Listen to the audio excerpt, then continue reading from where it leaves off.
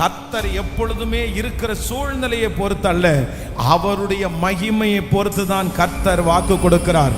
உலகத்தில் இருக்கிறவனை விட நமக்குள்ளே இருக்கிற இயேசு அவர் பெரியவர். ஆண்டவருடைய பிள்ளைகளே, இன்றைக்கு உங்களுக்கு சூழ்நிலை எப்படி வேண்டும் என்றாலும் இருக்கலாம். ஆனா அதை குறித்து நீங்க ஒரே பண்ணிக்காதீங்க. ஆண்டவருடைய வார்த்தை உங்களுக்கு நேரா வருதா, அதை மட்டும் உறுதியா பற்றி பிடிங்க. அதை மட்டும் நீங்க நம்புங்க, அதை விசுவாசிங்க. நான் நம்புறேன், கர்த்தர் அந்த வார்த்தையை நிறைவேற்றுவதற்கு கர்த்தர் வல்லவராய் இருக்கிறார். ஆமென்.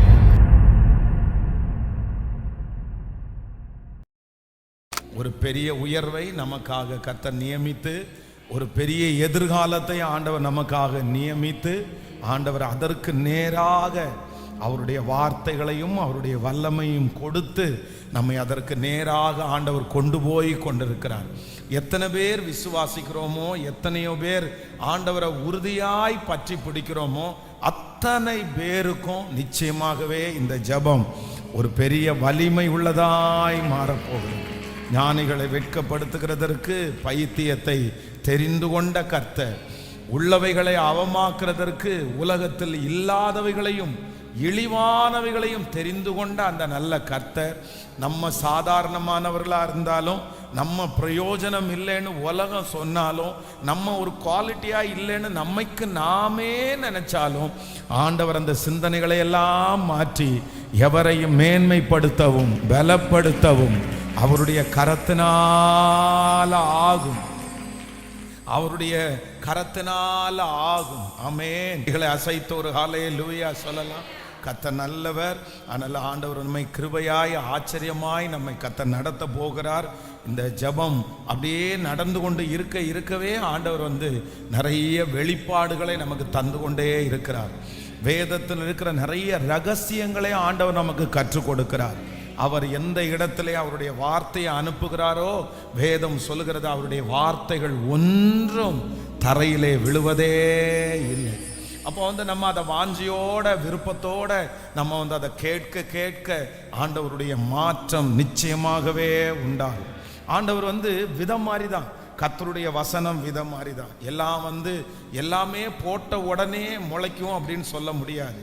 சில விதைகள் ரொம்ப லேட்டாக தான் விளையும். அதான் சைனாவில் ஒரு மரம் சொல்கிறாங்க, அந்த மரம் அது விதை போட்டு நட்டு கிட்டத்தட்ட 7 வருஷம் தாண்டி தான் கிட்டத்தட்ட 3 அடியே வளருமாம். ஆனால் அந்த 7 ஆண்டுகள் தாண்டினதற்கு பிறகு அந்த மரத்தினுடைய வளர்ச்சியை யாராலும் கண்ட்ரோல் பண்ண முடியாதாம். இன்னொன்று, அந்த ஊர்லேயே அதிகமான வருஷங்கள் உயிரோடு இருக்கிற மரம் அந்த மரம் தான். அப்போ ஆண்டவர் யோசேப்புனுடைய இருதயத்துக்குள்ள ஒரு வார்த்தையை ஆண்டவர் எப்போ போடுறாருன்னா, ரொம்ப சின்ன வயசுல 14-15 வயசுல அப்படியே ஆண்டவர் அந்த வார்த்தையை போட்டுட்டாரு. ஆனா அது எப்போ நடக்குது அப்படின்னு சொன்னா, 30வது வயதிலே, யோசேப்புனுடைய 30வது வயதிலே பார்வோனுக்கு முன்பாக யோசேப்பு நின்றான். அப்பொழுது அவனுக்கு எல்லாம் கொடுக்கப்படுகிறது. ஆபிரகாமுக்கு ஆண்டவர் 75வது வயதுல ஆண்டவர் ஒரு விதையை போடுறாரு. ஆனா 100வது வயதுல கர்த்தர் அதை நிறைவேற்றுகிறார். மோசைக்கு பிறக்கும் போதே ஆண்டவர் ஒரு விதையை அவனுடைய இருதயத்துல போடுறாரு. ஆனா அதை எப்ப நிறைவேற்றார்னா, அவருடைய 80வது வயதுல ஆண்டவர் அந்த வாக்குத்தத்தத்தை நிறைவேற்றார். சீக்கிரமாய் ஒரு நாள் ஆண்டவர் உங்களையும் என்னையும் ஆசீர்வதிக்கிறதுக்கு ஒரு நாள் வரும். அந்த விதைய விதைக்காம இருந்தா பிரயோஜனம் இல்லை. அந்த விதைக்காம முளைக்கும்னு எதிர்பார்க்க முடியாது. அப்போ ஆண்டவருடைய வார்த்தைகள் எல்லாம் நமக்கு வரும்போது நம்ம என்ன பண்ணணும் அப்படின்னு சொன்னா, அதை ஏற்றுக்கொள்ளணும். அது நல்ல நிலத்துல விழுந்த விதையா நம்ம அதை அரவணைச்சுக்கணும். அப்பதான் என்ன பண்ணோம்னா, அது 1 30 60 100 பலன் தரும். அதனால இன்னைக்கு இருக்கிற சூழ்நிலையை பார்க்க வேண்டாம். இன்றைக்கு நீங்கள் கடந்து போகிற பாதையை நீங்கள் கவனிக்க வேண்டாம். இன்றைக்கு ஆண்டவருடைய வார்த்தைக்கும் உங்க வாழ்க்கைக்கும் சம்பந்தமே இல்லாம இருக்கலாம். சம்பந்தமே இல்லாம இருக்கலாம். ஆண்டவர் வந்து சம்பந்தப்படுத்தி வாக்கு கொடுக்கிறவர் கர்த்தர் அல்ல. உலகத்துல இருக்கிற மனிதர்கள் தான் சம்பந்தப்படுத்தி வார்த்தை கொடுக்கிறவங்க. அப்படின்னா இருக்கிற சிச்சுவேஷனுக்கு தகுந்தது மாதிரி அவனை நியமிப்பாங்க. நம்ம பாருங்களேன், ஸ்கூல்ல படிக்கும்போது ஸ்கூல்ல டீச்சர்ஸ் வந்து, நான் என்ன பொறுத்தளவு அப்படிதான், ஸ்கூல்ல இருக்கிற டீச்சர்ஸ் வந்து என்ன பண்ணுவாங்க தெரியுமா, அந்த பெஸ்டா படிக்கிறாங்க பாருங்க அந்த ஸ்டூடெண்ட், அந்த ஃபர்ஸ்ட் ரேங்க் எடுக்கிறாங்க பாருங்க அந்த ஸ்டூடெண்ட்டை பார்த்த உடனே என்ன சொல்லுவாங்க தெரியுமா, உனக்கு ஃபியூச்சர் பயங்கரமா இருக்கும்பா, பிரகாசமா இருக்கும்பா. ஏன் அப்படின்னா, நீ தான் ஸ்கூல் ஃபர்ஸ்ட் ஆயிடுச்சே, நீ ஒழுக்கமுள்ள பையனாச்சே, நீ தான் நல்லா படிக்கிறேன் ஆயிடுச்சே அப்படின்னு சொல்லுவாங்க. நம்மளை பார்த்தா என்ன சொல்லுவாங்க தெரியுமா, நீ எல்லாம் எரும மாடு மேய்க்கிறது கூட லாயக்கே இல்லை, உங்க அப்பாட்ட படிச்சு முடிச்சுட்டு 2 எரும மாடு வாங்கிட்டு கொடுக்க சொல்லுது, அதையாவது நீ ஒழுங்கா மேய்ப்பியான்னு பார்க்கலாம் அப்படின்னு நம்மளை திட்டுவாங்க. ஆனா உலகத்தில் இருக்கிறவர்களை எல்லாருமே வந்து நம்மை பார்த்து, நம்முடைய ஒழுக்கத்தை பார்த்து, நம்முடைய ஞானத்தை பார்த்து, நம்முடைய தோற்றத்தை பார்த்து மதிப்பிடுவார்கள். அதே இதுதான் தாவீதை அபிஷேகம் பண்ண வரும்போது சாமுவேல் அப்படிதான் பண்ணாரு. ஆண்டவரே இவனான்னு கேட்கும்போது கர்த்தர் சொல்றார், நீ அவனுடைய உடம்ப பார்க்கறியாப்பா, அவனுடைய தோற்றத்தை பார்க்கறியா? மனிதனோ முகத்தை பார்க்கிறான், கர்த்தருடையோ இருதயத்தை பார்க்கிறான். அதனால நம்முடைய எந்த சிச்சுவேஷனையும் ஆண்டவர் பார்க்காம நமக்கு வார்த்தையை கொடுக்கிறவர் தான் கர்த்தர். அங்க ஒன்னும் இருக்காது, ஆனா கர்த்தர் சொல்றார், நான் உன்னை நிறைவா போஷிப்பேன்னு கர்த்தர் சொல்லுவார். அங்க அவர்களுக்கு முன்னாடி செங்கடல் தான் இருக்கும், ஆனா ஆண்டவர் சொல்வார், நான் உன்னை வழி நடத்துவேன்னு ஆண்டவர் சொல்வார். கர்த்தர் எப்பொழுதுமே இருக்கிற சூழ்நிலையை பொறுத்து அல்ல, அவருடைய மகிமையை பொறுத்து தான் கர்த்தர் வாக்கு கொடுக்கிறார். உலகத்தில் இருக்கிறவனை விட நமக்குள்ளே இருக்கிற இயேசு அவர் பெரியவர். ஆண்டவருடைய பிள்ளைகளே, இன்றைக்கு உங்களுக்கு சூழ்நிலை எப்படி வேண்டும் என்றாலும் இருக்கலாம், ஆனா அதை குறித்து நீங்க ஒரே பண்ணிக்காதீங்க. ஆண்டவருடைய வார்த்தை உங்களுக்கு நேரா வருதா, அதை மட்டும் உறுதியா பற்றி பிடிங்க, அதை மட்டும் நீங்க நம்புங்க, அதை விசுவாசிங்க. நான் நம்புறேன், கர்த்தர் அந்த வார்த்தையை நிறைவேற்றுவதற்கு கர்த்தர் வல்லவராய் இருக்கிறார். ஆமென். ரூத்து தன்னுடைய வீட்டை விட்டு மோவாப் தேசத்தை விட்டு கிளம்பும் போது ஆல்ரெடி பயங்கரமான ஃபெயிலியர், தன்னுடைய வாழ்க்கையிலே தோற்று போன ஒருத்தி தான் யார் அப்படின்னா ரூத்து. அந்த வயல்வெளியிலே பொறுக்கும் போது கனவுல கூட நினைச்சிருப்பாங்களா, இந்த வயல்வெளியினுடைய ஓனரை தான் நான் கல்யாணம் பண்ண போறேன், இந்த ஓனர் நம்மளை கல்யாணம் கட்டிக்குவாரு அப்படின்ற நினைப்போம் உங்களுடைய மனசுல இருந்திருக்குமா? யாராவது ஒருத்தர் பக்கத்துல வந்து, இந்த ஓனர் உன்னை கல்யாணம் பண்றது மாதிரி நான் ஒரு கனவு கண்டேன் அப்படின்னு ரூத்தினிடத்துல போய் ஒருவேளை சொன்னா ரூத் என்ன சொல்லியிருப்பாங்க? அம்மா போமா, வேற வேலையே இல்லையாம்மா, நானே அந்நிய தேசத்திலேருந்து பரதேசியா வந்திருக்கிறேன், ஏற்கனவே ஒரு கல்யாண வாழ்க்கையில என்னால் வெற்றியா வாழ முடியல, என் கணவனார் இறந்து போயிட்டாரு, இப்ப நானும் என் மாமியும் அனாதை மாதிரி இருக்கிறோம், என்னை பார்த்து இந்த ஓனர் கல்யாணம் பண்ணி, எனக்கு கல்யாணம் ஆகிறதே சந்தேகமா இருக்குது. ஆனா வேதம் சொல்லுது இல்ல, ஆண்டவர் வந்து பாத்தீங்கன்னா அந்த பொறுக்க போன அந்த வயல் நிலத்திற்கு அதிகாரியாய் மாற்றி கர்த்தர் அந்த மனுஷனை திருமணம் பண்ண வைத்து கர்த்தர் ஆச்சரியமாய் நடத்துகிறார். அந்த தேவன் தான். காற்றை பற்றி பயப்பட வேண்டாம். ஆமென். காற்றை காண மாட்டாய், மழையை பார்த்து மழையை பற்றி பயப்பட வேண்டாம், மழையையும் பார்க்க மாட்டாய், ஆனாலும் என் பள்ளத்தாக்கை தண்ணீரால் நிரப்ப பண்றதற்கு நம்புறவங்க கரங்களை தட்டி இது நடக்கும். இந்த காரியத்தை கர்த்தர் செய்து முடிக்கிறதற்கு கர்த்தர் வல்லவராய் இருக்கிறார். கர்த்தர் எழும்ப பண்றதற்கு கர்த்தர் நல்லவராய் இருக்கிறார். அவரால் ஆகாத காரியம் என்று ஒன்றுமே இல்லை. சொல்லுங்க பார்க்கலாம், கையை மேல உயர்த்தி சொல்லுங்க, நான் உங்க வார்த்தையை 100% நான் நம்புறேன் ஆண்டவரேன்னு சொல்லுங்க. முழு பலத்தோட சொல்லுங்க, ஆண்டவரே நீர் பேசுகிற எல்லா வார்த்தைகளையும் நான் நம்புறேன் ஆண்டவரே, நான் நம்புறேன் ஆண்டவரே, நீர் எனக்கு செய்ய போகிறதற்காக உமக்கு ஸ்தோத்திரமப்பா, ஸ்தோத்திரமப்பா, நான் நம்புறேன் ஆண்டவரே, நான் நம்புறேன் ஆண்டவரே. ஹல்லேலூயா. முன்னேறணும் அப்படின்ற ஒரு தரிசனம் இருக்கிற ஒரு ஆண்டவருடைய பிள்ளை, இல்லைன்னா ஒரு தலைவன் தலைவியாக கூடிய ஒரு தேவனுடைய பிள்ளைக்கு உள்ளுக்குள்ள ஒரு தீபமா என்ன எரிஞ்சிட்டு இருக்கும் அப்படின்னு சொன்னா, அவர்களுடைய விஷன், அவர்களுடைய தரிசனம் வந்து எப்பொழுதுமே எரிஞ்சிட்டே இருக்கும்.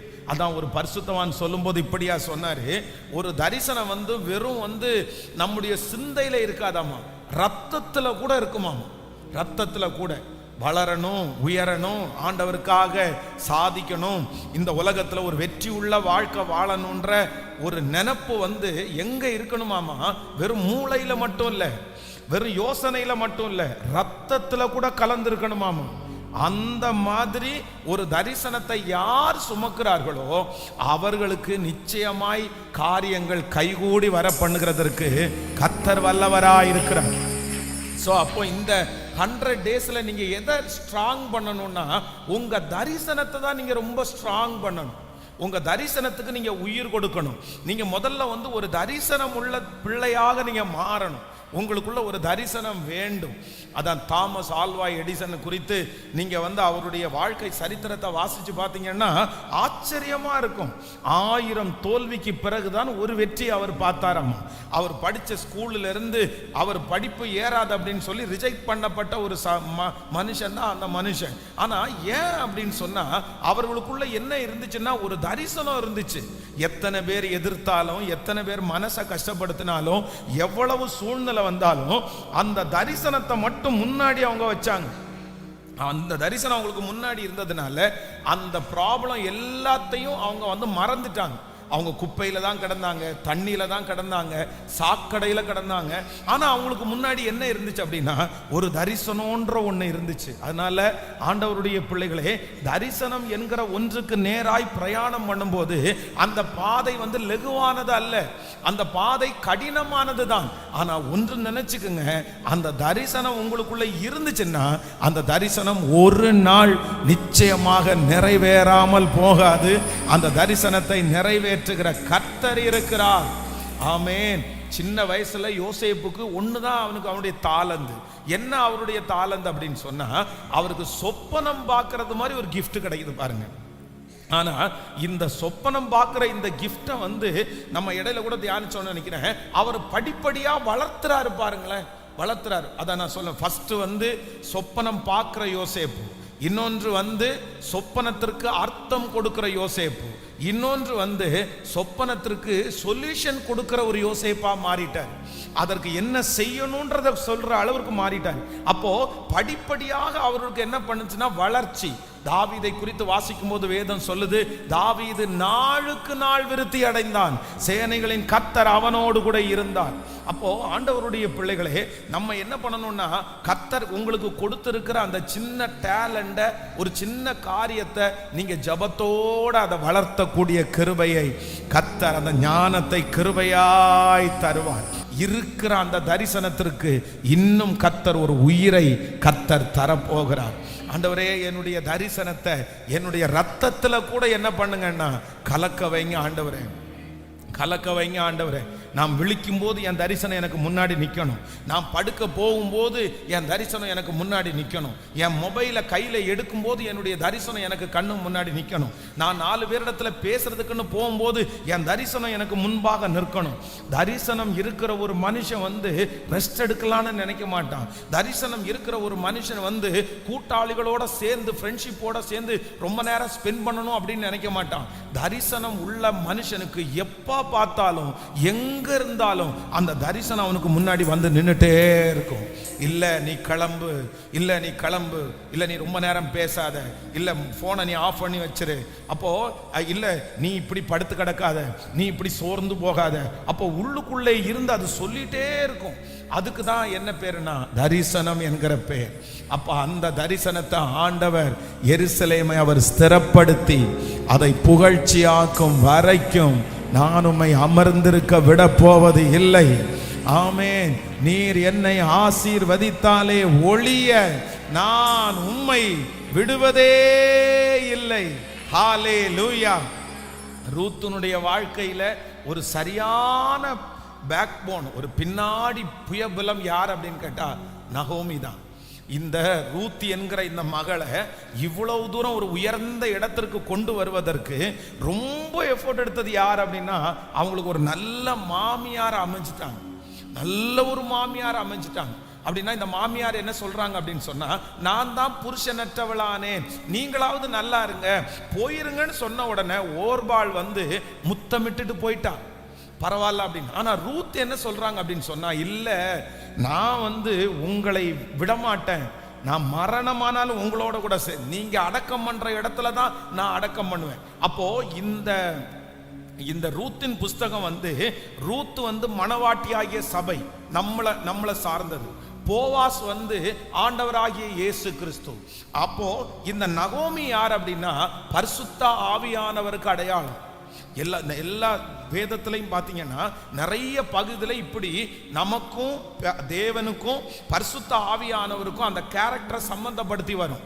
அப்போ போவாஸ் அப்படின்றது இயேசு கிறிஸ்துவுக்கு முன்னடையாளம், ரூத் என்கிறது நம்மை மாறி மணவாட்டியாகிய திருச்சபைக்கு அடையாளம். பொதுவாக வந்து ஆண்டவராகிய இயேசு கிறிஸ்து யூத ஜனங்களுக்காக தான் வந்தார். ஆனா நம்ம யார் அப்படின்னா புறஜாதிகள். அப்போ இந்த ரூத் வந்து இந்த புஸ்தகத்துல யார் அப்படின்னா, அவ அந்நிய தேசத்தாள், அவள் ஒரு புறஜாதி, அவ ஒரு மோவாப் தேசத்தை சேர்ந்தவள். ஆனா இந்த மோவாப் தேசத்தை சேர்ந்த இந்த மகள் வந்து அந்த போவாஸ் என்கிற ஒரு மகனோட வந்து இணைக்கப்படுவது போல நம்மையும் ஆண்டவராகிய இயேசு கிறிஸ்துவினுடைய சிலுவை நம்மை அவரோடு இணைத்தது. இப்போ நகோமி என்கிற இந்த பரிசுத்த ஆவியானவரை ஆண்டவருடைய பிள்ளைகள் என்ன படுத்தணும்னா முக்கியத்துவப்படுத்தணும். பரிசுத்த ஆவியானவர் வந்து எவ்வளவு டீப்பா கூட நம்மோட கூட வருவார். வேதம் சொல்லுகிறது, எனக்கு ரொம்ப பிடிக்கும் என்னன்னா, நான் அடிக்கடி யோசிப்பேன், ஏசப்பா இருந்த அந்த காலத்துல நான் வாழ்ந்தா எப்படி இருந்திருக்கும் அப்படின்னு நினைப்பேன். இன்னைக்கு கோயம்புத்தூர்ல ஏசப்பா இருக்காரு அப்படின்னு வச்சுக்கங்களேன், எப்படி இருக்கும்னு நினைக்கிறீங்க? நான் எல்லாம் போய் சேர்ந்துருவேன், எல்லாத்தையும் விட்டுட்டு போய் முதல்ல எங்க சேர்ந்துருவேன்னா, கால கையில விழுந்தாலாவது, உங்களுக்கு வேணா காலாமத்தி விடுறதுக்காவது ஒரு ஆள் தேவைப்பட்டுச்சுன்னா, தண்ணி எடுத்து கொடுக்கறதுக்கு எப்படியாவது நம்ம கூடயே வச்சுக்குங்க, அவரை விட்டு போகவே மாட்டேன் அப்படின்னு நினைப்பேன். இன்னைக்கு நினைப்பேன், எப்படி இருக்கும் சரி ஏசப்பா மட்டும் என் காலத்துல இருந்திருக்க மாட்டீங்களா ஆண்டவரே அப்படின்னலாம் யோசிப்போம். அப்பதான் ஆண்டவர் என்ன சொல்றாரு அப்படின்னா, இல்ல நான் போவேனே ஆகில் உங்களுக்கு ஒரு தேற்றரவாளரை அனுப்புவேன், அவர் உங்களை சகல சத்தியத்திற்குள்ளும் வழி நடத்துவார். அப்போ இயேசு கிறிஸ்து 2000 ஆண்டுகளுக்கு முன்பாக எப்படி இந்த உலகத்துல இருந்தாரோ அதே போல ஹோலி ஸ்பிரிட் பரிசுத்த ஆவியானவர் நம்மோடு கூட இருக்கிறார். அவருடைய ஆழத்தை நம்ம அறிஞ்சுக்கணும், அவரோட நம்ம நெருங்கணும், அவருக்கு இந்த மாதிரி அவரை விட்டுறக்கூடாது. அதனால தான் இந்த ரூத் என்ன சொல்றாங்கன்னா, இல்ல நான் வந்து உங்களை விட்டு போகிறத பற்றி நீங்க பேசாதீங்க, கண்டிப்பா உங்களோட வருவேன். அப்போ பரிசுத்த ஆவியானவரை நீங்க என்ன பண்ணணும் அப்படின்னா, நீங்க வரவேற்க தான் அவர் உங்களுக்குள்ள வருவார். நீங்க முக்கியத்துவம் கொடுக்க தான் அவருடைய ஆழங்களை நீங்க அறிஞ்சு கொள்ள முடியும். பரிசுத்த ஆவியானவரை நீங்க வந்து அப்படியே ஒரு சாதாரணமா நீங்க எடுத்துட்டீங்கன்னா அவர் கிரியை செய்ய முடியாது. அதனால ஆண்டவருடைய பிள்ளைகளே, பரிசுத்த ஆவியானவரை எப்பொழுதுமே ஆண்டவருடைய பிள்ளைகள் வாஞ்சிக்கணும். நீங்க வாஞ்சிக்கணும், அந்த பரிசுத்த ஆவியானுடைய ஃபீலை நீங்க உணரணும். அதான் அருமையான பாலியங்கிச்சோ, பெரிய உலகத்திலேயே பெரிய திருச்சபையினுடைய போதகர் வந்து பாஸ்டர் பாலியங்கிச்சோ. அந்த பாஸ்டர் பாலியங்கிச்சோ சொல்லும் போது என்ன சொல்றாரு அப்படின்னு சொன்னா, காலையில் அவர் எந்திரிச்ச உடனே குட் மார்னிங் ஹோலி ஸ்பிரிட் அப்படின்னு சொல்லுவாராம். அப்படின்னா காலை வணக்கம் பரிசுத்த ஆவியானவரே அப்படின்னு சொல்லுவாராம். இரவுல படுக்க போகும்போது குட் நைட் ஹோலி ஸ்பிரிட் அப்படின்னு சொல்லுவாராம். அப்போ அந்த ஹோலி ஸ்பிரிட் வந்து எப்பொழுதுமே அவரோடு கூட டிராவல் பண்றத அவர் அப்படியே உணர்வாராமா. பரிசுத்த ஆவியானவர் என் கூட இருக்கிறாரு. அப்போ அந்த அனுபவத்திற்குள்ள நம்ம வர முடியுமானா, கண்டிப்பா நம்ம பரிசுத்த ஆவியானவருக்கு முக்கியத்துவம் கொடுத்தால் பரிசுத்த ஆவியானவர் நம்மோடு கூட இருக்கிறதை நம்ம உணர முடியும். ஆமென். எனக்கு ரொம்ப ஆச்சரியமா இருந்துச்சு. இந்த ரூத்தின் புஸ்தகத்துல பார்ப்பீர்களே ஆனால், நீங்க ஒரு வசனத்தை வாசிக்கலாமே. ரூத்தின் புஸ்தகம் 1ஆம் அதிகாரத்தினுடைய 22வது வசனத்தை வாசிக்கலாமா? ரூத்தின் புஸ்தகம் 1ஆம் அதிகாரம் 22வது வசனத்தை நம்ம வாசிக்கும் போது, இப்படி நகோமி மோவாபிய ஸ்திரியான தன் மருமகள் ரூத்தோடே கூட மோவாப் தேசத்திலிருந்து திரும்பி வந்தாள். வார்கோதுமை அறுப்பின் துவக்கத்தில் அவர்கள் பெத்லெஹேமுக்கு வந்தார்கள். ஆமென். ஃபர்ஸ்ட் இந்த இடத்துல என்ன அப்படின்னு சொன்னா, இருக்கிற ஒரு நிலையில இருந்து ஒரு ஆசீர்வாதமான எல்லைக்கு கவனிங்க, ஒரு அருவருப்பான ஒரு இடத்துல இருந்து ஒரு ஆசீர்வாதமான ஒரு இடத்திற்கு யார் லீட் பண்றா? யார் லீட் பண்றா? இந்த நகோமி லீட் பண்றாங்க. ஆண்டவர் தேசத்தினுடைய பஞ்சத்தை எடுத்து போட்டாரு அப்படின்னு சொல்லும் போது அந்த பரிசுத்த ஆவியானவரை போல இந்த நகோமி என்ன பண்றாங்கன்னா வழி நடத்துறாங்க. அப்ப ரூத் ஒரு அருவருப்பான ஒரு இடத்துல இருக்கிறாங்க, ஒரு பாவமான ஒரு இடத்துல இருக்கிறாங்க, ஒரு கஷ்டமான ஒரு சூழ்நிலை இருக்கிறாங்க. ஆனா பரிசுத்த ஆவியானவர் இங்க எப்படி வெளிப்படுகிறார்னா வழி நடத்துகிற ஆவியானவராய் வெளிப்படுகிறார். ஆமென் சொல்லுங்க, கைகளை உயர்த்தி சொல்லுங்க, பரிசுத்த ஆவியானவரே எனக்குள்ளே நீர் வருவீராக, என்னை வழி நடத்துவீராக. சொல்லுங்க, என்னை வழி நடத்துவீராக. என் கரத்தை பிடிச்சு எப்படி ரூத் நடத்தினார்களோ அதே போல சொல்லுங்க முழு பலத்தோட. ஆமென். அந்த வறட்சியில் இருந்து, அந்த அருவருப்பில் இருந்து, அந்த சிக்கி இருக்கிற காரியத்தில் இருந்து, ஆமென், என்னை அந்த இடத்திலிருந்து கொண்டு வருகிற ஆவியானவர், கொண்டு வருகிற ஆவியானவர். முழு பலத்தோட சொல்லுங்க, இயேசுப்பா என்னை கொண்டு வருகிற ஆவியானவர், கொண்டு வருகிற ஆவியானவர்.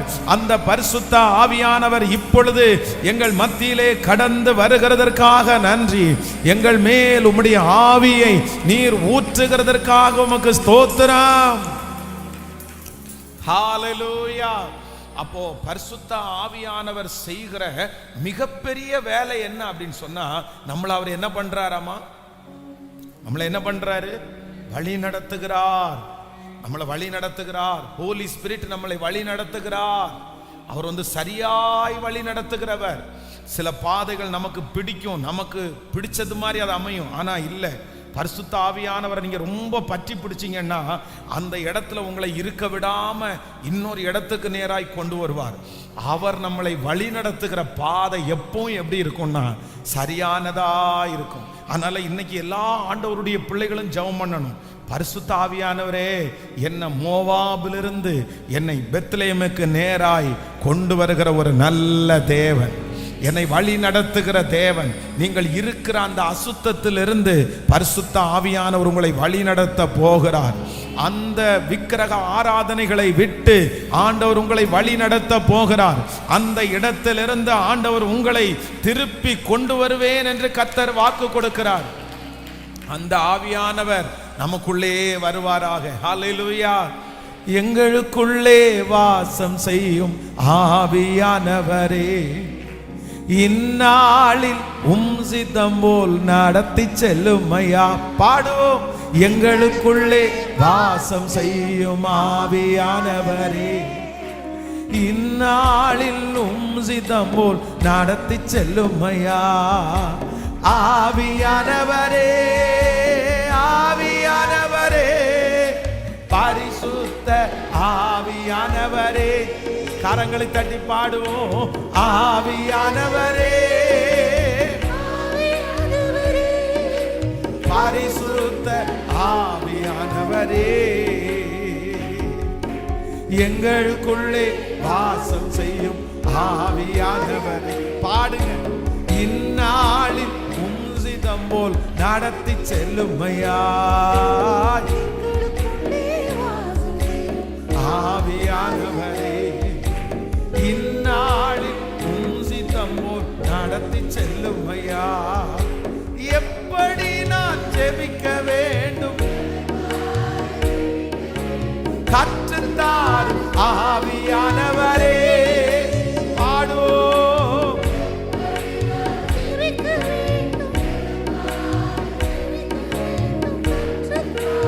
ஆவியானவரே, வேதவசனோ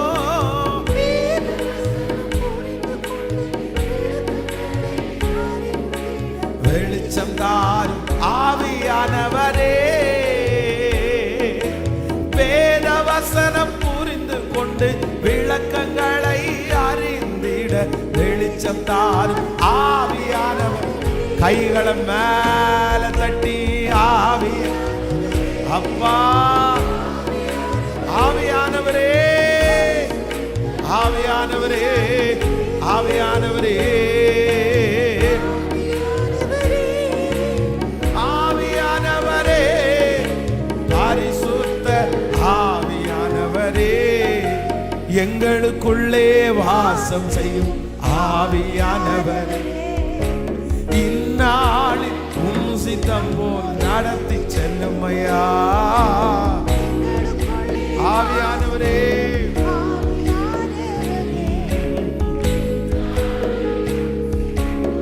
நடத்தி செல்லும் ஐயா. அவர் என்ன செய்கிறவர் அப்படின்னு சொன்னா வழி நடத்துகிற ஆவியானவர், வழி நடத்துகிற ஆவியானவர். சில இடங்களில் நம்மளை யார் நடத்த போறார்னா பரிசுத்த ஆவியானவர் உங்களை நடத்த போகிறார். இந்த ரூத்தை அழகாய் நகோமி என்கிற அந்த கேரக்டர் நடத்தினது போல நான் நம்புறேன், நீங்க இருக்கிற அந்த தேசத்தை விட்டு, அந்த அசுத்தத்தை விட்டு இந்த பரிசுத்த ஆவியானவர் உங்களை தூக்கி எடுப்பார், உங்களை கைட் பண்ணுவார். நீங்க நம்பிக்கையே இல்லைன்னா கூட உங்க கரத்தை பிடிச்சு அவர் நடத்தி சரியான இடத்துல கொண்டு போய் வைக்கிறதற்கு கர்த்தர் வல்லவர்.